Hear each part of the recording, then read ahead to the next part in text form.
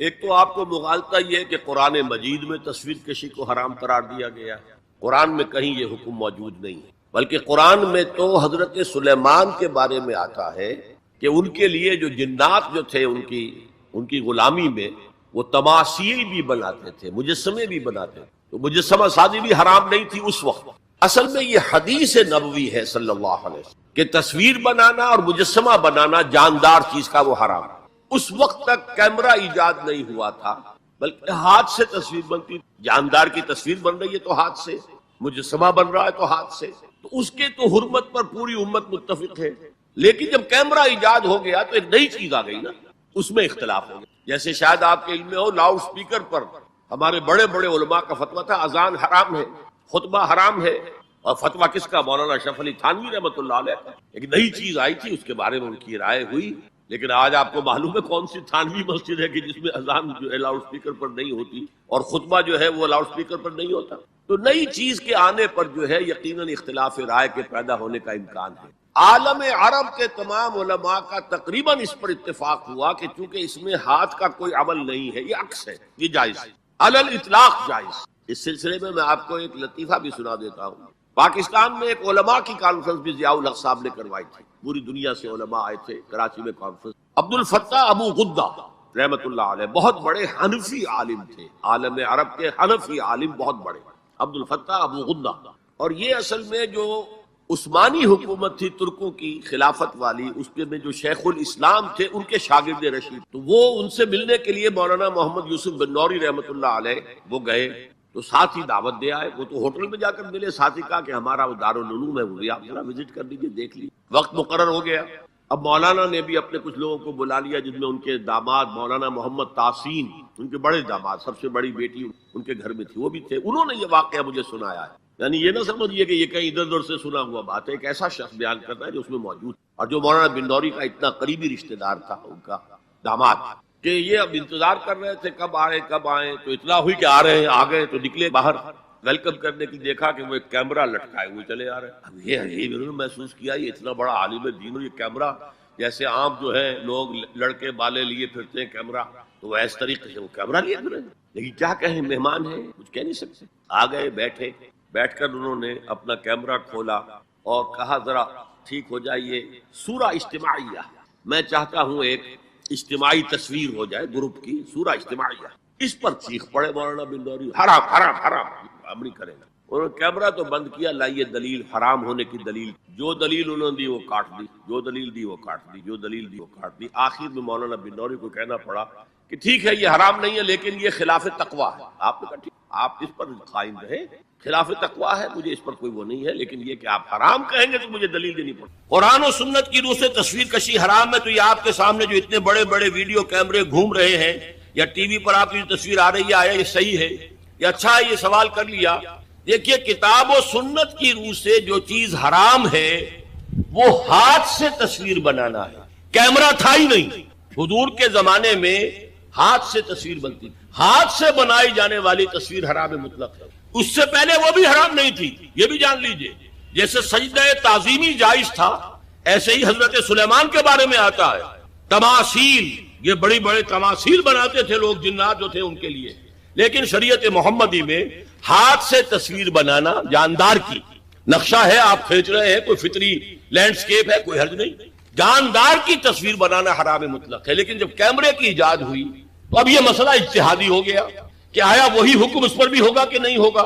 عالم عرب کے علماء جو ہیں چوٹی کے، وہ اس کے قائل ہیں کہ اس پر اس حکم کا اطلاق نہیں ہوتا، ہاتھ سے بنانے والی تصویر پر ہوگا۔ البتہ انہوں نے کہا پسندیدہ یہ بھی نہیں ہے، ہاں تعلیم کے لیے اس کو استعمال کرنا جائز ہے۔ ہمارے ہاں کے علماء کی اکثریت اس کی قائل ہے کہ اس کو بھی، اس کے اوپر بھی وہی حکم ہوگا کہ یہ حرام ہے۔ وہ بھی کہتے ہیں کہ کسی معاشرتی ضرورت کے لیے جائز ہے، پاسپورٹ کے لیے جائز ہے، مجرموں کی شناخت کے لیے جائز ہے، میڈیکل ایجوکیشن کے لیے جائز ہے، اس کو جائز کہتے ہیں۔ اس حوالے سے بہت سے علماء ہیں جن کے فوٹو بھی اخبارات میں چھپتے ہیں، جن کی جو بھی ہوتی ہیں مجالس شورا، اس کے بھی اجتماعات جو ہیں ان کے فوٹو آتے ہیں۔ تو عمل بہت سے حضرات کا مختلف ہے، لیکن ہم عمل کی بات نہیں کر رہے۔ ان کی رائے یہ ہے کہ حرام ہے، البتہ کسی معاشرتی ضرورت کے لیے جائز ہے۔ ہم نے اسی کو اختیار کیا ہے جو معاشرتی ضرورت ہے اس سے کہیں زیادہ بڑھ کر دین کی ضرورت ہے، دین کے پیغام کو پہنچانے کے لیے۔ اب ایک ہے آپ آڈیو سن رہے ہیں، وہ زیادہ دیر سن نہیں سکتے، ایک ویڈیو ہے، یا تو آدمی آپ کے سامنے موجود ہے 2 گھنٹے کی تقریر آپ سن سکتے ہیں، ہلتے بھی نہیں، وہی آپ کو آڈیو سننا پڑے تو آپ پہلو بدلیں گے۔ اسی طریقے سے اگر ویڈیو ہے تو آپ بات سن سکتے ہیں ورنہ نہیں، تو ہم نے اس کے لیے اس کو جائز سمجھتے ہوئے اختیار کیا۔ اور یہاں بھی بتا دوں، جو سلطنت عثمانیہ خلافت عثمانی کے آخری شیخ الاسلام تھے علامہ کوثری رحمت اللہ علیہ، ان کے شاگرد رشید عبد الفتاح ابو غدہ، یہ اس وقت فقہ حنفی کے عالم عرب میں سب سے بڑے ماہر ہیں، ان کے نزدیک بھی جائز ہے، ان سے میری ملاقات ہوئی ہے، ان کی رائے میں آڈیو پر لے کر آیا ہوں، بلکہ اب یہ وقت زیادہ صرف ہو رہا ہے، وہ تو یہاں پر جب آئے تھے ضیاء الحق کے زمانے میں ایک علماء کی انٹرنیشنل کانفرنس ہوئی تھی، ایک تو علماء جو ہوتے تھے کنونشن اسلام آباد میں تو مقامی علماء کے ہوتے تھے، ایک انٹرنیشنل، اس میں وہ بھی آئے تھے، تو مولانا سید محمد یوسف بن نوری رحمت اللہ علیہ ان کے مقام و مرتبے سے واقف تھے، فقہ حنفی کے عالم عرب کے چوٹی کے جو ہے وہ استاد ہیں، ملنے گئے ہوٹل میں، تو ظاہر بات ہے کہ جب وہ گئے تھے تو انہوں نے کہا میں بھی آؤں گا، آپ کیا یہ دعوت دے کر گئے کہ آئیے ہمارا دارالعلوم دیکھیے، وہ آئے، انہوں نے اپنے داماد کو مولانا محمد تحسین صاحب کو بھی بلا لیا، وہ ابھی زندہ ہے، ان سے اس واقعے کی توثیق کرائی جا سکتی، انہوں نے یہ واقعہ مجھے بتایا کہ جب وہ میں بھی تھا وہاں بیٹھے انتظار کر رہے تھے، جب بتایا گیا کہ آ گئے ہیں علامہ کوثری صاحب، وہ علامہ عبد الفتاح ابو غدہ، تو ہم سب اٹھ کر باہر نکلے، دیکھا ان کی گردن میں کیمرہ لٹک رہا، اب ہم بڑے پریشان، یہ کیا ہے، ہم تو سمجھتے ہیں حرام، اور یہاں پہ یہ کیمرہ لے کر عالم دین جو ہے اتنا بڑا مفتی آیا ہے، خیر خاموش رہے۔ اب جب جا کر کمرے میں بیٹھ گئے، انہوں نے کھولا کیمرہ نکالا اور کہا سورہ اجتماعیہ، یعنی ایک جو ہے گروپ فوٹو میں لینا چاہتا ہوں، آپ لوگ ذرا ٹھیک ہو جائے، سیدھے ہو جائے، بیٹھ جائے، سورہ اجتماعیہ۔ اب مولانا بلوری صاحب جو ہے خاموش نہیں رہ سکے، نہیں حرام، ہمارے نزدیک حرام، ہمارے نزدیک حرام۔ انہوں نے کیمرہ تو بند کیا، پوچھا دلیل کیا ہے حرمت کی، جو دلیل لائے انہوں نے کاٹ دی۔ آخر میں مولانا بلوری کو یہ کہنا پڑا کہ ہاں حرام تو نہیں ہے، ہم اسے تقویٰ کے خلاف سمجھتے ہیں۔ آپ نے کہا ٹھیک ہے، یہ بات آپ کا موقع، آپ حرام کہتے ہیں دلیل لانی پڑے گی۔ یہ واقعہ بھی میں نے آپ کو بتا دیا ہے کہ یہ ہے اصل موقع۔ بعض چیزیں ہمارے یہاں بس مشہور ہو گئی ہیں، اور بعض علماء یہاں تک کہ ہمارے اس وقت کے جو علماء ہیں وہاں طالبان کے، وہ بھی اسی طریقے کی عمل کر رہے ہیں۔ ٹی وی کو بری شے نہیں ہے، ٹی وی کے ذریعے سے آپ کیا پھیلا رہے ہیں۔ ہمارا یہ تھا کہ ایک زمانے میں تو یہ رائے تھی کہ لاؤڈ اسپیکر اذان بھی حرام ہے، نماز کی امامت بھی حرام ہے۔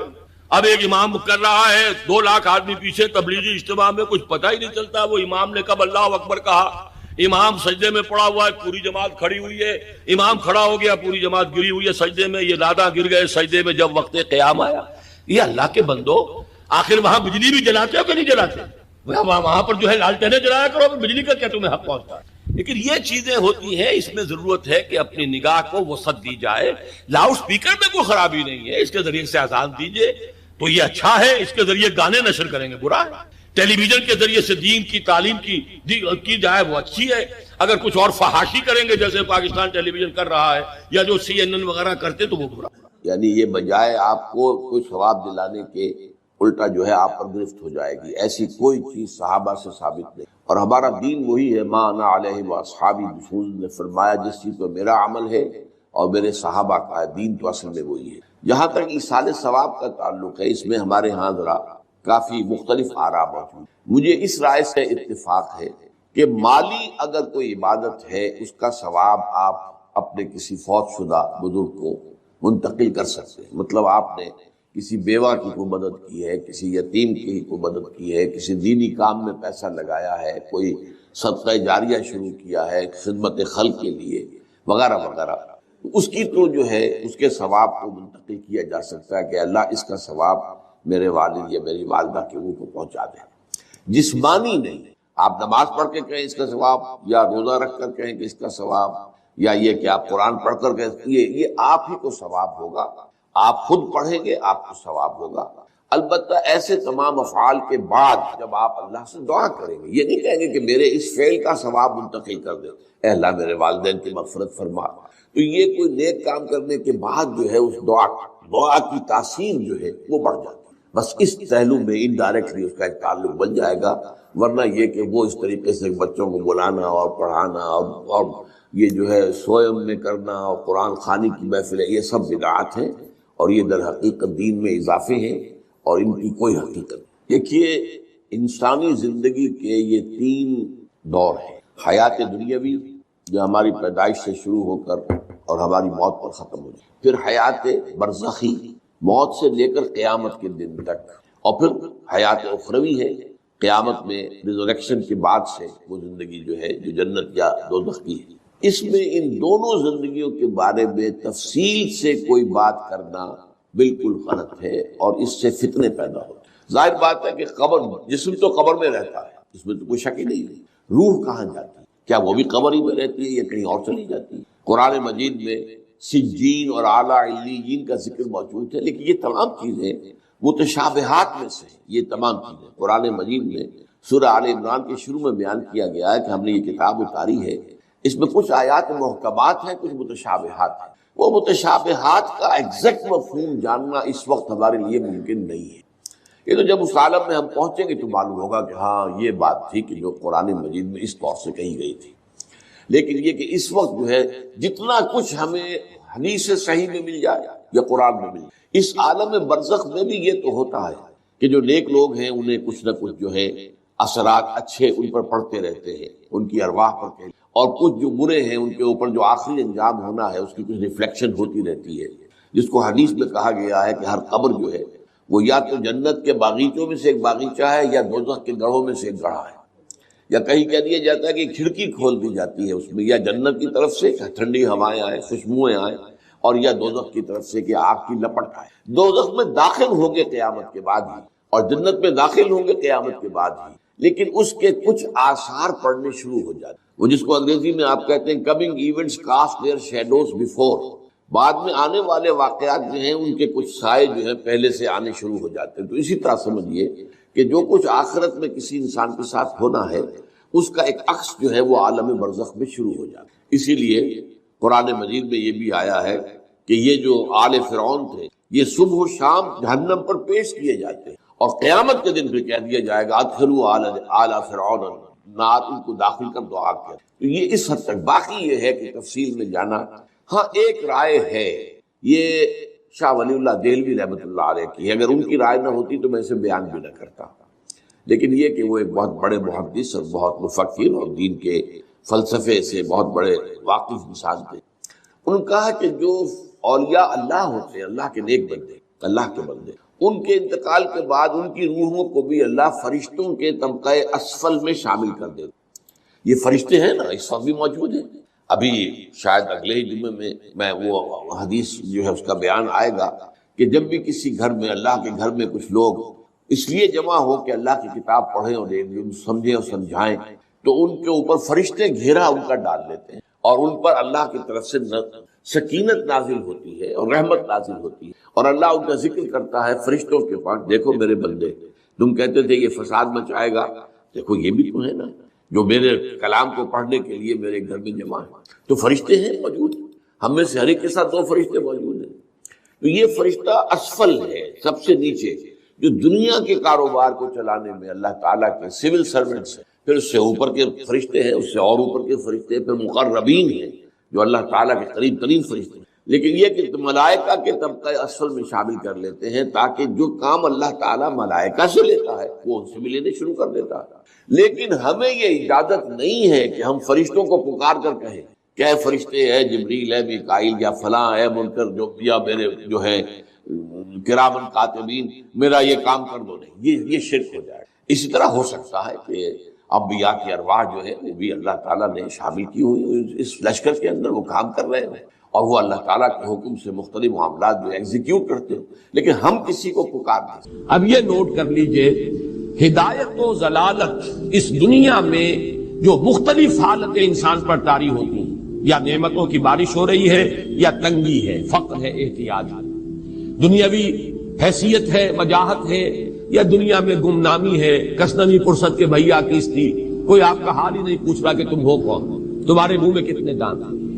یا یہ کہ دنیا میں اقتدار کی کسی مسند پر انسان بیٹھا ہے، یا یہ کہ کوئی اس کے ہاتھ میں اختیار نہیں۔ یہ تمام جو حالات انسان پر طاری ہوتے ہیں، ان کے جواب میں جو طرز عمل فکری اعتبار سے اور عملاً انسان اختیار کرتا ہے اس کے 4 درجے ہیں۔ پہلا درجہ ہے انتہائی گمراہی، ضل ضلالا بعیدا۔ وہ کیا ہے؟ اگر عزت ہوئی، نعمتیں ملی، فلاں دیوی یا دیوتا کی نگاہ کرم ہے، اس کی کرپا سے یہ ہو گیا۔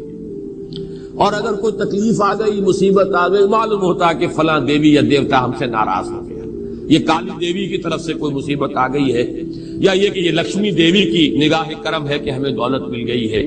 یہ تو ہے شرک۔ شرک ہونے کے اعتبار سے یہ ہے ضل ضلالا بعیدا، انتہائی پستی۔ اس پستی سے اوپر آئیں گے تو توحید کی پہلی منزل ہے۔ عزت دی اللہ نے دی، اگر کوئی تنگی آ گئی، فقر، تکلیف، کوئی ذلت، رسوائی، یہ بھی اللہ کی طرف سے۔ ایک اعتبار سے تو انسان ہدایت پر آ گیا، بڑی گہرائی تھی اس گندگی کی اور اس خباثت کی جو شرک جس کا نام ہے، اس سے انسان نکل آیا، نجاست سے۔ توحید تو ہے لیکن ابھی اس میں اس کی گمراہی کا ایک ایلیمنٹ شامل ہے، اور یہ گمراہی سے جب تک آگے نہیں آئے گا، اوپر نہیں ابھرے گا، اس کا طرز عمل کیا ہوگا کہ ذرا کچھ مل گیا، عزت مل گئی، پھولے نہیں سما رہے۔